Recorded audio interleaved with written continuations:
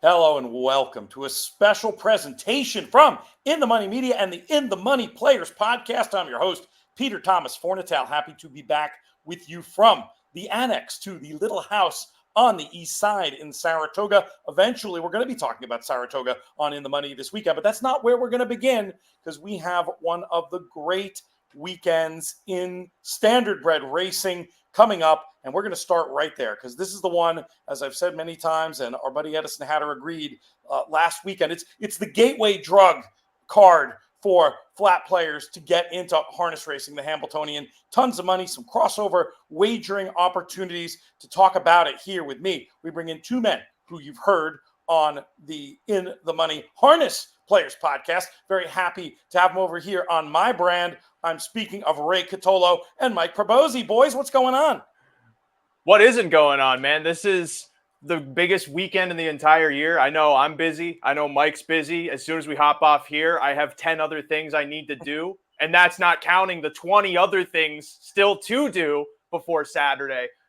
But Mike, I don't know if you feel this way. I've been watching Hambo for like 14, 15 years now. You probably longer. Do you remember a card that looked as good as this one does? It's excellent. I think it rivals very few, that's for sure, for Hambo Day. And the handle's huge. You get a daytime Meadowlands card, which is extremely rare. And all eyes of the sport is on this entire day. 16 big races, and I think I'm going to make the trip. Love it. That's very good to hear. Also, if you can't make the trip, which we encourage you to do, you can watch. It's going to be covered on America's Day at the races yet again this year. Mike, what are the deets on that? So the Hamiltonian live this year on Big Fox, and it's at 4:30 on Saturday, and then Hamiltonian Oaks switches over to Fox Sports 2, but they do a lot of racing coverage on Fox Sports 2, and that's at 6 p.m. So lots of national TV coverage this year for the Hamiltonian. Yeah, we got Big Fox. They're putting us on with the Simpsons. Mm-hmm. That's huge. That's amazing. Do you know who's in the team for the harness coverage this year? Have you heard that, or are we going to figure it out? I mean, obviously, they got a lot of good people over there. I mean, can we really play spoilers this early? Like, that's part of the excitement is you turn on the TV and you're like, oh my, like last year, you turn on the TV, Fraser Crane is here? That's true. That was 2 years ago, actually. I thought it was last year. But there, it blends together.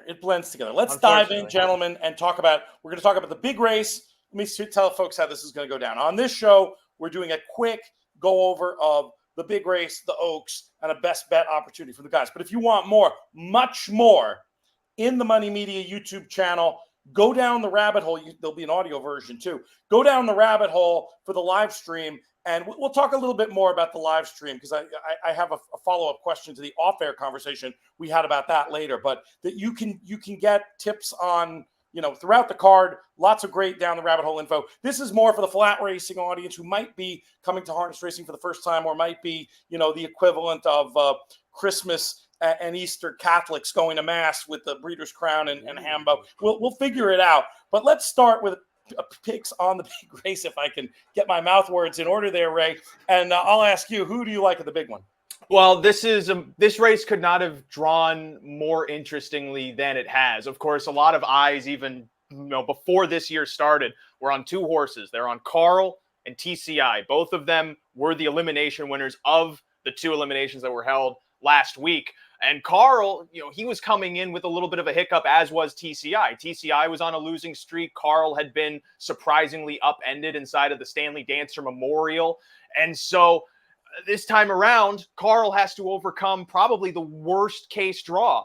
He was able to get between posts 1 and 5 from winning his elimination, and post 1 puts him immediately into the box. He has to try and out-hustle many other horses that have loads of gate speed to his outside, and that there already puts him in between a rock and a hard place. If he doesn't get away well from that inside post, is he going to have to make an aggressive move and then keep trying to carry that speed through what would be a torrential mile? Or is he going to somehow be able to brave the winds, go first over, and prevail that way?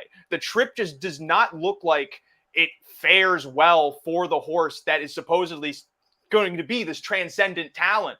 And so inside of this race where he's going to be a short price, that could open the door for some other horses to maybe surprise. Mike, I know, would remember when Green Shoe lost a Forbidden Trade in 2019, I believe. And I would not be surprised if McClure could pull it off again. I do like how Highland Kismet has been prepped into this race. They've been fixing the little quirks here and there. He went a much improved effort in his elimination. My hope is that Carl TCI take a bulk of the play. You can get maybe 6-1, 8-1 on Highland Kismet and hope that luck plays your way, because it's going to be a gauntlet off race from start to finish. Love that description. And Ray, as you were talking, and I think our flat audience, especially those with like an appreciation of the history of handicapping in general, will appreciate this. Trip handicapping comes from harness racing. It was really harness racing guys who got down this lingo and, you know, this idea of race design. And I think a lot of it with those races being at night and people being able to pay close attention, and the fact that there were so many similarities in the trips and then being able to find the nuance and differences. And it was just a terrifically described race. Mike, I will bring you now in to tell us, is Ray out to lunch, or is he onto something with his the way he's seeing this year's Hambo playing out? Well, I think he's right about the trip for sure. He's right about Carl beating up against it from the inside post, and the air of invincibility is gone from him. He's lost 2 races in the past 2 years, but that race 2 back that he lost, he had a tough trip and he hadn't lost for quite a while. So that was the mustard came off the hot dog a little bit. Now, even though he won his elimination, he still did not win it in the same dominant fashion that he had been winning a lot of the races. So I'm not crazy about Highland Kismet the way Ray is. I like a different horse in the race. It's the 8 Sig Sauer. This horse has only limited starts at 2, but 4 wins and 5 starts. Now at 3, he's come back very well. He was the aforementioned horse that beat Carl in the 2-back race. Now he's 68-1 in that race, but Carl was 1-20 in the race. So that shows you the dominance that he had been displaying. In his elimination, Sig Sauer was, I thought, activated a little bit late. Now, top 5 made the final in the elimination. This horse has kicked 26-2, 26-1, 26-4. Now, for the flat players, anything under 27 seconds, especially for a trotter, is very quick. Those 26-1, 26-2 type kicks are super fast late. This horse, especially with a trip that is going to be from off the pace, if it heats up front like Ray says that it might, I like Sig Sauer to fly by them all in the Hamiltonian. Good stuff. Couple of price alternatives there to the favorite. Quick word on the Oaks, and then a quick word on a best bet before we get out of here. Mike, we'll keep it with you. For the Oaks, I'm going to try Warwi Michelle. We were on with Thomas Fenson. He's one of our experts last week for the Elimination Roundtable, and he mentioned that this horse had a throat surgery recently. Well, she was the 2-year-old champ, and she won the Breeders' Crown last year. Well, the elimination was a much improved effort for this one. She kicked 26-1 in her elimination. All the eliminations last week for the Oaks were dominated by front-end types.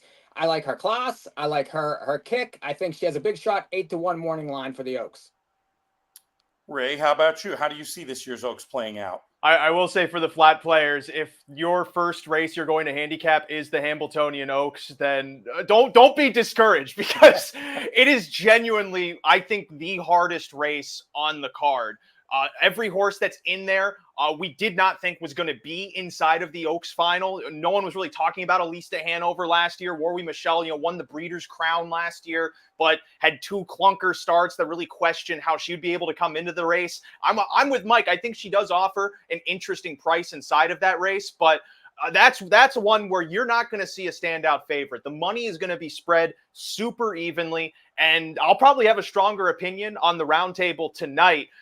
But all I can say is that's a race where it also would be worth it to try and take a chance. None of the favorites are that much of standouts. At least the Hanover still has to prove herself as she puts her 10-win streak on the line. Our Melina, I'm still not convinced she can really make a big, powerful move or get strung too hard and still win the race. And then Allegiant, similarly, was able to just go an easy mile on the lead, had no one challenging her. I think, if anything, you're going to see the Oaks winner come from some of the underneath spots. A horse maybe like a Warwi Michelle, maybe like Date Night Hanover, who, interestingly enough, Dexter Dunn chose over French Champagne. And I only note that because, from my eyes, I thought French Champagne went the much better elimination. But Date Night Hanover could also be an interesting value use inside of that race, all depending on if other people in the Dexter Dunn fan club want to also put money in on his choice. That Oaks is, I don't remember an edition like this since 2011, and that was a year where George Brennan, powered by everybody with Bold and Fresh to upset Cree's Dream, and it just seems like that type of race again. Super even. No one is above anyone else. It's going to be a total trip race. Much more on the Oaks and the rest of the card on the live stream, which you can, if you watch this maybe right away, catch live. If not, it will be archived on the In the Money Media YouTube channel. And is it true there might be some violence tonight, Ray? Things have been getting a little hot. Our opinions are getting much more. We're getting more confident in our opinions because we're seeing these horses race more and more. They're showing themselves to be what they are by this point in the season. This is pretty much that hump before we get towards the end of year march into the Breeders' Crown. And so there are going to be a lot of people. I'll say I'll be a little obstinate too in my stances and where I think things might go inside of these races. But that's the fun of watching the Harness Players podcast. We are guys who know what we're talking about, love to talk about it. And if we feel someone is wrong, we're going to make them know they're wrong. Speed round. Give me a best bet elsewhere on the card. Mikey P. Race 9, number 5, Asteroid, second in the Cutler this year, is fast and I think has a big chance in that field. Ray, what are you thinking for a best bet? Not Asteroid. I don't like him at all on Saturday. I do like as a price, though, in the Sam McKee Memorial. I believe that's race 7. Act Fast for Ron Burke, Todd McCarthy in the bike. They raced well in the Graduate Series at the Meadowlands, and this horse comes in off what I think is a decent tightener to go a big mile from a good post draw inside of that race. That's actually in the preferred, excuse me. That's the 7th race preferred on Saturday at the Meadowlands. Act Fast should be a live price. All right, good stuff. If you're watching on YouTube, you can find lots of content elsewhere on here about standard breds, about thoroughbreds. We encourage you to subscribe to the In the Money YouTube channel. We're getting close to that 10,000 intermediate goal. We need your help. Go there, please subscribe and click that notification bell. And if you're listening on the podcast side, we'll be back right after this.